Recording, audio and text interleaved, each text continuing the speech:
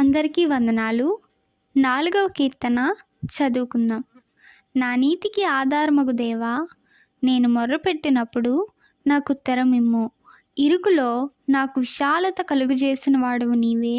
నన్ను కరుణించి నా ప్రార్థనను అంగీకరించుము. నరులారా, ఎంతకాలము నా గౌరవమును అవమానంగా మార్చెదరు? ఎంతకాలము వ్యర్థమైన దాన్ని ప్రేమించెదరు? ఎంతకాలము అబద్ధమైన వాటిని వెదకెదరు? యెహోవా తన భక్తులను తనకు ఏర్పరచుకొనుచున్నాడని తెలుసుకొనుడి. నేను యెహోవాకు మొర్రపెట్టగా ఆయన ఆలకించును. భయము నొంది పాపము చేయకుడి.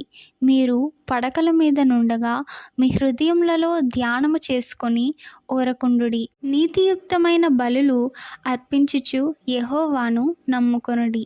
మాకు మేలు చూపువాడెవడని పలుకువారనేకులు.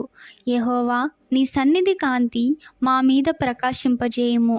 వారి ధాన్య ద్రాక్షారసములు విస్తరించిన నాటి సంతోషము కంటే అధికమైన సంతోషము నీవు నా హృదయంలో పుట్టించితివి.